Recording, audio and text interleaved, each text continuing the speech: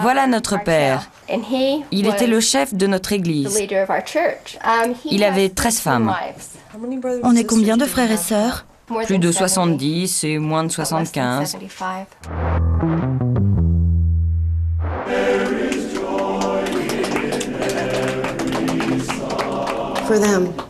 Ils disent que pour rentrer au royaume de Dieu, un homme doit avoir 3 femmes, minimum.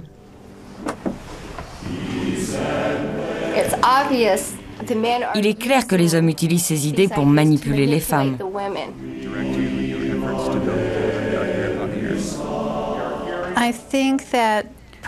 Moi, je crois que les polygames devraient être protégés par le premier amendement de la Constitution des États-Unis, qui permet la liberté religieuse.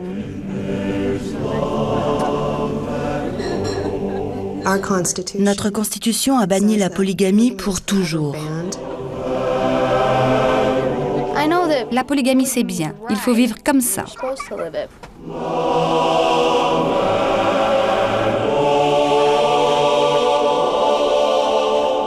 28 personnes sous un même toit.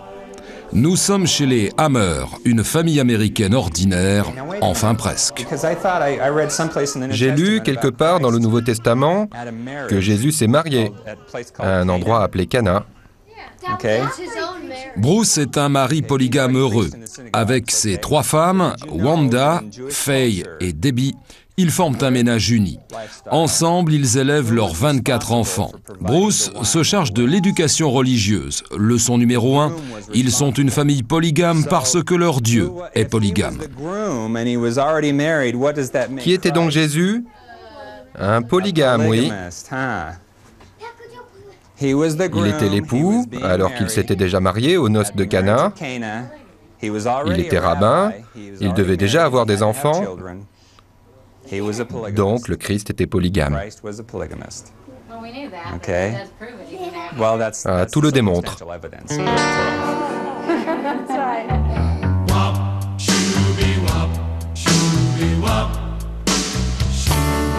Aux États-Unis, un homme marié avec plusieurs femmes en même temps, c'est interdit.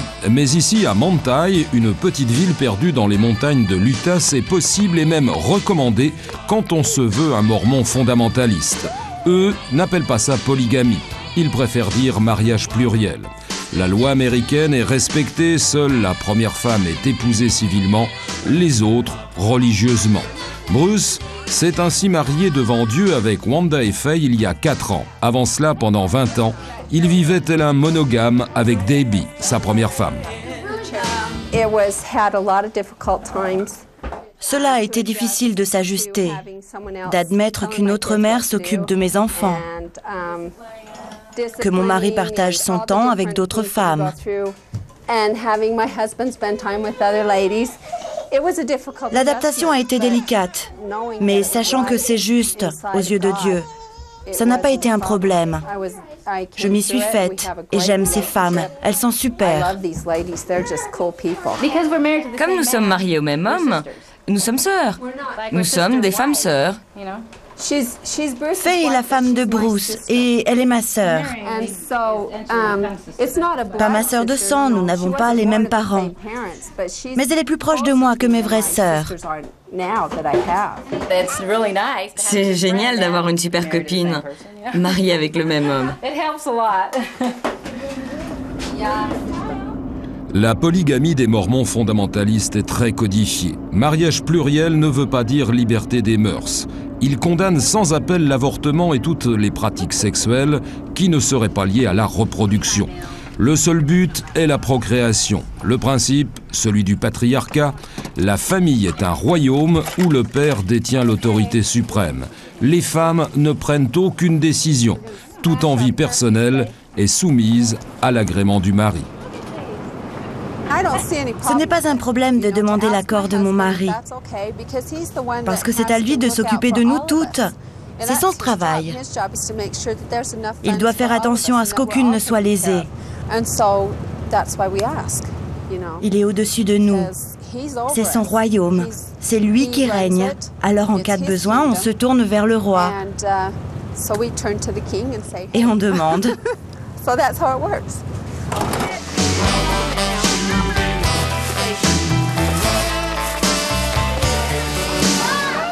Certains polygames entretiennent plusieurs foyers, à chaque femme sa propre maison. Mais avec environ 20 000 francs de revenus par mois, la famille Hammer n'en a pas les moyens. Par nécessité, mais également par conviction, ils vivent donc tous ensemble. Bruce est un roi qui sait composer avec les vertus démocratiques de la cohabitation. C'est lui le patron. Oui, parfois. Comment ça, parfois? J'ai une sorte de droit de veto, comme le président. Mais comme lui, je peux aussi être destitué.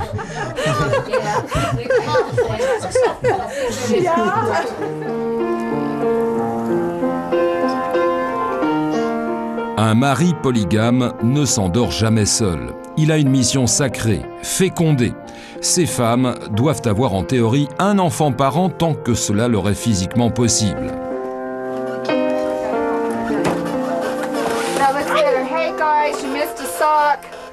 Chez les Hammer, faute de place, Bruce n'a pas de chambre à lui. Il emprunte donc celle de ses femmes. Un choix délicat.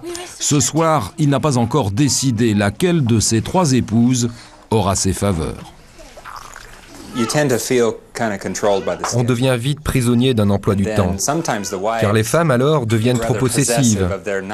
Elles disent « le mardi, c'est ma nuit », ce genre de choses.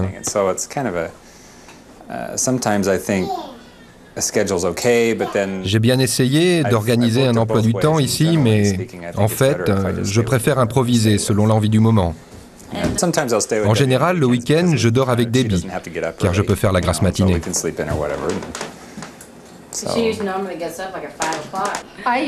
Je ne sais jamais avec laquelle il passe la nuit, si c'est Wanda ou Faye, sauf si c'est moi, bien sûr. Je ne sais pas où il dort et je m'en fiche. Ce soir, je crois que je vais rester avec Debbie.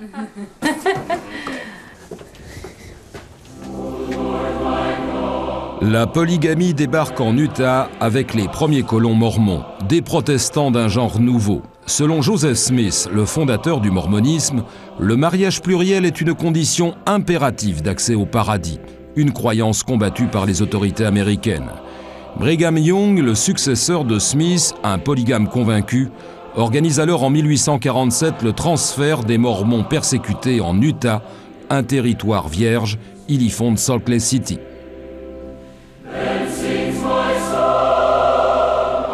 La colonie mormone, disciplinée et entreprenante, prend ici son plein essor. Aujourd'hui, l'Église de Jésus-Christ et des Saints des Derniers Jours, son nom officiel, est l'une des plus puissantes des États-Unis. 10 millions de fidèles dans le monde. En Utah, les 3/4 des 2 millions d'habitants. Mais cette prospérité a eu un prix. Il y a un siècle, pour que l'Utah devienne un État à part entière des États-Unis, les Mormons ont dû renoncer officiellement au dogme de la polygamie. La polygamie a été officiellement abandonnée en 1890. Cette année-là, le président de notre Église nous a dit avoir eu une révélation.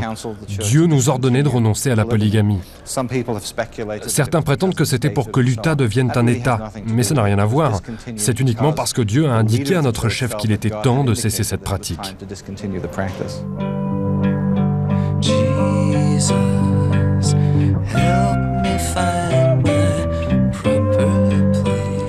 Depuis 1890, tout polygame est excommunié par l'Église mormone officielle. Ils n'ont pourtant jamais cessé d'exister. Ils seraient aujourd'hui près de 100 000 en Utah. Un État vaste et désertique, une terre promise pour les polygames, un pôle d'attraction pour tous ceux qui, aux États-Unis, le deviennent un jour. Cérémonie nuptiale dans la banlieue de Salt Lake City. Ce soir, Steve épouse Mary Ann en présence de ses 2 autres femmes et de quelques amis. Ils ne sont pas mormons, mais chrétiens convertis à la polygamie.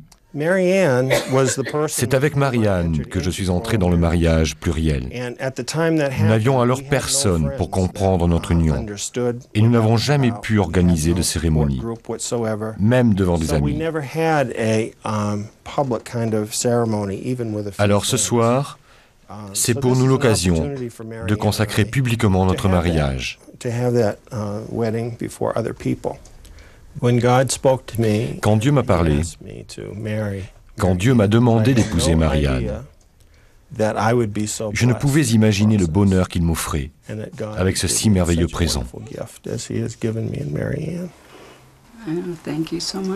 Merci de t'être occupé de moi, une étrangère, et de m'aimer. Je promets de rester toujours à tes côtés, d'aller partout où tu iras, sans une hésitation. Je t'aime.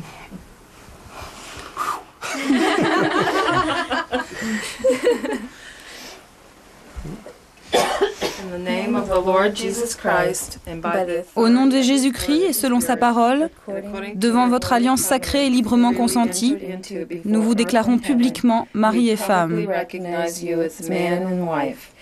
Unis par Dieu, personne ne pourra vous séparer.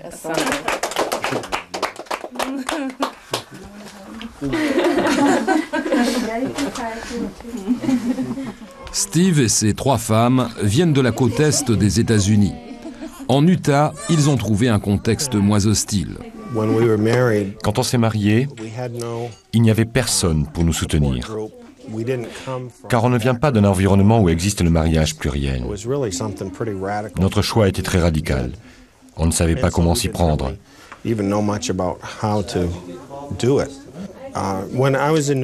En Nouvelle-Angleterre, j'étais traité comme un extraterrestre.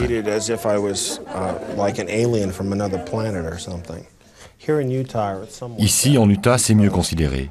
Ça fait partie de la culture locale. Les gens ne sont pas choqués. C'est plus facile pour nous en Utah, même si une forme de discrimination existe contre les polygames.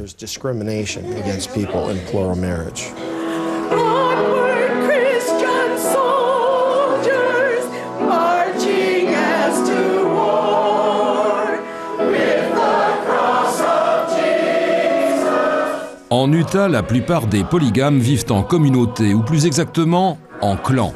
Chacun est structuré autour d'un patriarche, une sorte de gourou, et d'une ou plusieurs familles. Presque tous ces clans sont fermés au monde extérieur, à commencer par les médias. Celui de Manti est l'un des plus ouverts, peut-être parce que l'un des plus récents. Il a été fondé en 1990. Il compte autour de 400 membres, dont la famille Hammer, qui, comme chaque famille, doit contribuer à la vie communautaire et reverser une part de ses revenus.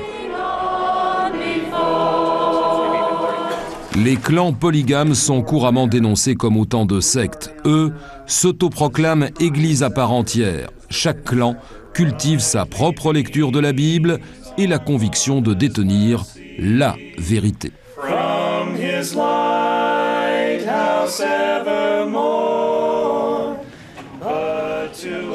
L'église de Manti se dit la vraie et vivante église de Jésus-Christ et des saints des derniers jours, c'est-à-dire la vraie église mormone. Pour y adhérer, être polygame ne suffit pas. Il faut adopter tout un ensemble de croyances, certaines forgées ici même. Un curieux mélange de modernité, de spiritualité et même de spiritisme.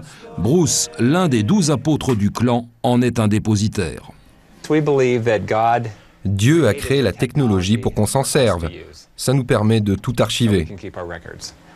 Sinon, ce serait impossible avec tout ce qu'on accumule, en particulier pour le baptême des morts que nous effectuons.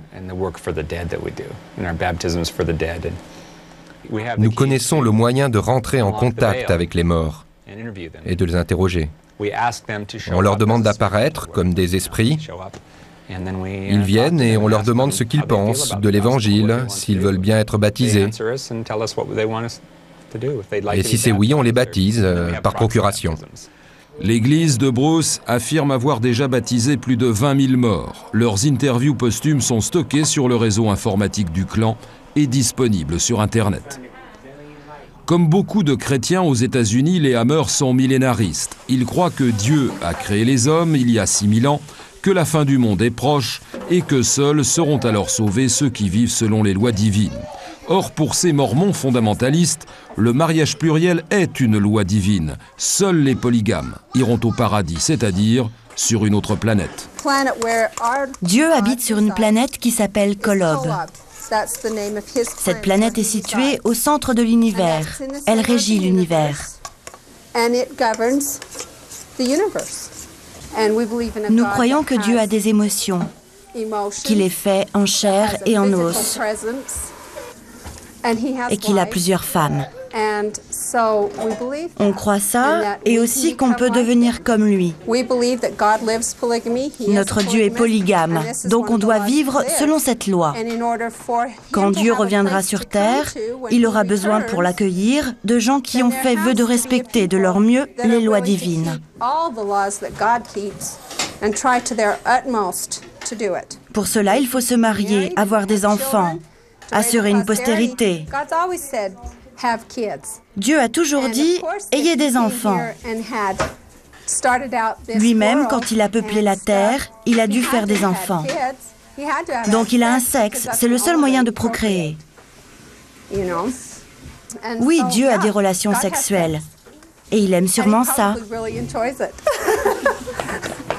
Toutes ces croyances sont transmises aux enfants par la famille, mais également par l'école, fondée et contrôlée par le clan.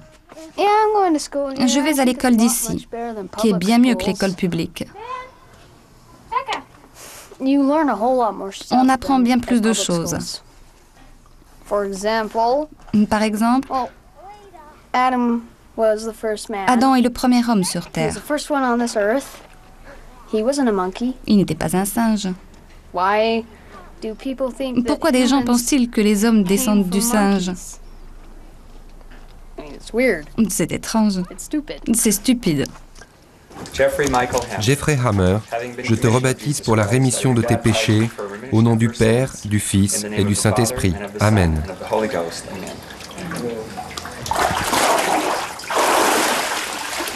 Pour ces enfants, être baptisé plusieurs fois est aussi normal que d'avoir plusieurs mères. Ils n'ont d'autres références que celles fournies par la communauté.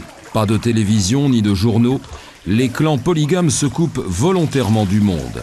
Les enfants ne feront pas d'études supérieures, les filles épouseront un polygame et les garçons travailleront pour le clan. Pas question de partir, tous sont élevés dans l'idée qu'eux seuls font partie du peuple élu, que tous les autres sont condamnés à l'enfer. S'ils quittent le clan, ils sont perdus. Un endoctrinement religieux qui tourne parfois dans d'autres clans à la torture morale et même à la contrainte physique. Puisses-tu effectuer ton propre choix et servir notre Père qui est aux cieux. Puisses-tu rejoindre son royaume et grandir dans son paradis sur terre. Nous t'ordonnons cela au nom de Jésus-Christ. Amen. Filles battues, inceste, mariage forcé et consanguin, plusieurs dérapages récents se sont produits. Des procès sont en cours. Pour les femmes, la quête du paradis polygame tourne parfois à l'enfer. Camille s'est enfuie il y a quelques semaines d'un des clans les plus fermés. Elle y était mariée à son demi-frère. Pour partir, elle a dû déjouer la surveillance des hommes et voler une voiture. Aujourd'hui, Camille s'est réfugiée chez Connie, sa demi-sœur, qui, elle, a quitté le clan depuis 20 ans. J'ai été la toute première à quitter le clan de notre père. Je ne savais vraiment pas comment ils réagiraient. Ils m'ont retrouvée et ramenée à 2 reprises. Mais la 3e fois, j'ai attendu d'avoir 18 ans et ils m'ont laissé partir. De mères différentes, Camille et Connie sont 2 des filles du tout-puissant patriarche de leur clan, aujourd'hui décédé. Voilà notre père. Il était le chef de notre église. Il avait 13 femmes. 13? Je croyais que c'était 11. Ma mère était la 11e. Ta mère était la dernière? Oui, elle a toujours dit qu'elle était sa 11e femme. Non, c'était la 13e. Certaines femmes ne sont pas comptées parce qu'elles sont parties. On est combien de frères et sœurs? Plus de 70 et moins de 75. Ah bon, je croyais qu'on était des centaines. Non. C'est 73 environ. Mais même les membres de la famille ne sont pas censés le savoir. Cela doit rester secret. Tout est tellement secret que les gens qui font partie du groupe ne savent pas ce qui s'y passe. J'aimerais que mes sœurs et même ma mère s'en sortent. Mais moi, je n'y retournerai jamais. Plus jamais. Il n'y a pas de contraception, pas de contrôle des naissances. Les femmes n'ont aucun pouvoir sur rien, ni sur leur façon de vivre, ni sur le nombre d'enfants qu'elles veulent. Elles n'ont pas voix au chapitre. Et si jamais elles souhaitent quelque chose, leur mari trouvera une bonne raison pour les convaincre que c'est mal. Si tant est qu'il ait besoin de se justifier. À Salt Lake City, d'autres femmes se sont regroupées pour partir en croisade contre la polygamie, comme Vicky. Elle-même a fui cet univers après y avoir cru et tenté à 2 reprises un mariage polygame. Mon deuxième mari polygame, 6 mois après notre mariage, a réuni ces 3 femmes. Il nous a alors déclaré qu'il n'était pas polygame pour des raisons religieuses. Il avait fait seulement semblant d'y croire. En fait, c'était uniquement pour le sexe.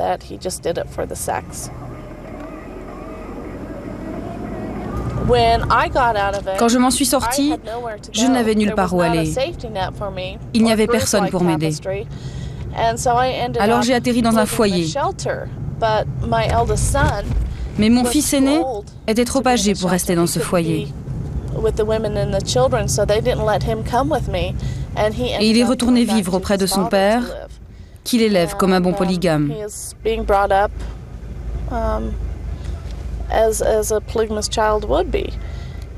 C'est vraiment très dur à supporter. Personne ne devrait perdre son enfant, surtout pour qu'il mène une vie illégale. Et c'est illégal. Il n'y a aucune ambiguïté. C'est au Capitole, le palais du gouvernement de l'Utah, que Vicky porte aujourd'hui son combat. Son association y organise pour la presse locale un simulacre de mariage polygame avec ses filles comme figurantes. Il s'agit d'obtenir que l'âge requis pour le mariage des filles, 14 ans, soit repoussé à 16 ans. Un moyen indirect de s'en prendre aux polygames. Pourtant, la loi de l'Utah réprimant la polygamie est l'une des plus dures des États-Unis. Elle précise que la simple cohabitation avec plusieurs femmes peut valoir 5 ans de prison. Mais cette loi n'est pas appliquée officiellement parce qu'elle est inapplicable. Pour Vicky, l'inertie des autorités est un adversaire aussi coriace que les polygames eux-mêmes. Les polygames épousent en général des filles très très jeunes, des enfants de 12, 13 ans. Nous voulons que ce soit légalement considéré comme un viol et qu'on y mette fin. Aux États-Unis, un conflit permanent oppose 2 institutions sacrées, la loi et la liberté religieuse. En Utah, pour l'instant, c'est la loi qui a perdu. Cette loi existe en Utah depuis un siècle et elle n'a jamais évolué. Mais personne n'a la volonté politique de l'abroger, parce que ce serait mal perçu. Mais d'un autre côté, si la polygamie n'a jamais été reconnue ni autorisée, les sanctions pénales ne sont plus vraiment appliquées depuis longtemps, peut-être 50 ans.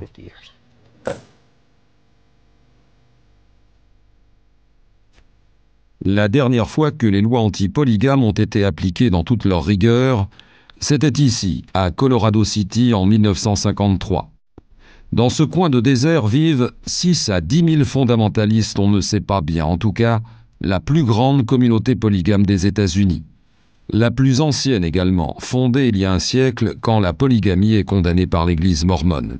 Une famille, la famille Barlow, s'est alors réfugiée ici, tout au sud de l'Utah, à cheval sur la frontière avec l'Arizona. Cachée du monde, cette famille s'est multipliée, elle est devenue village. Mais en 1953, l'Arizona ordonne une opération policière d'envergure. Le village est vidé de ses habitants, femmes et enfants sont déportés, les hommes emprisonnés. Ces images de familles séparées choquent alors l'Amérique. Les autorités sont désavouées, hommes, femmes et enfants sont bientôt libérés. Depuis, la vie a repris son cours à Colorado City, mais le raid de 1953 a imprimé chez les habitants une peur indélébile. L'Utah et l'Arizona ont renoncé à appliquer leurs lois contre la polygamie. Mais la menace plane toujours. Si je vous donne des informations qui peuvent convaincre un juge ou un jury que je cohabite avec plus d'une seule femme, on peut me mettre en prison pour 5 ans. Est-ce que j'ai peur? Enlevez ce couteau de ma gorge et je vous parlerai plus librement. À aucun moment, Joseph ne nous avouera le nombre exact de ces femmes, mais lui a accepté de nous parler. Il se veut plus moderne que ses corélégionnaires de Colorado City. Avec quelques autres, il ne reconnaît plus l'autorité du patriarche. Il s'est installé un peu à l'écart. Une sorte de dissident dans la dissidence. Mais avec les moyens en plus, homme d'affaires à succès, Joseph est millionnaire. Sa maison est un palais. Entrez donc dans le salon.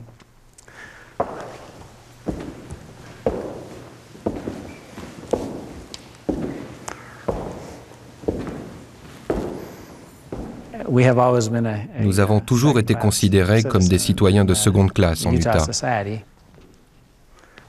Toutes les persécutions subies par notre Église ont plongé notre peuple dans la pauvreté. Il nous a fallu des années pour nous en sortir. Mais déjà qu'ils supportent à peine les polygames quand ils sont pauvres,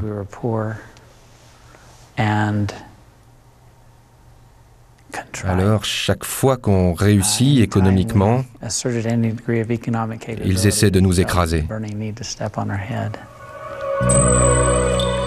Joseph a bâti son rêve dans la pierre. Son gynécée compte 30 chambres et 30 salles de bain réparties sur 3 ailes, dont une entière réservée à l'homme. Chez lui, tout est conçu pour le confort de sa tribu, soit une 50aine de membres. Une cuisine géante est le centre du foyer. 50 repas servis 3 fois par jour, à la fois restaurant permanent et nurserie. C'est ici le royaume des femmes et surtout des enfants, car le programme de Joseph est bien celui de tous les polygames mormons, croître et multiplier. Nous lui avons compté une dizaine d'épouses. Selon le maître des lieux, toutes adhèrent à son projet. On ne devient pas femme de polygame par accident.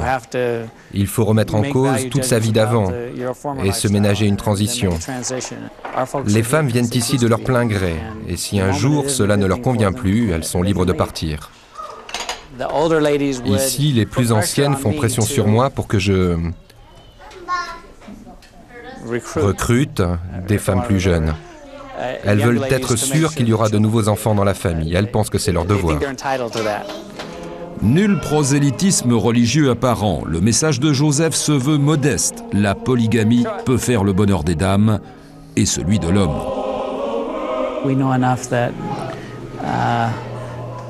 La société serait bien meilleure si une partie des gens adoptait ce style de vie. Ce serait bien.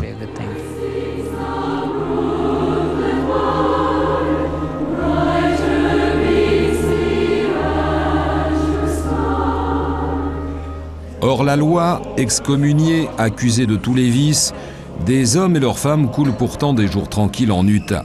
Au nom de la liberté religieuse, de véritables harems fleurissent au cœur des États-Unis.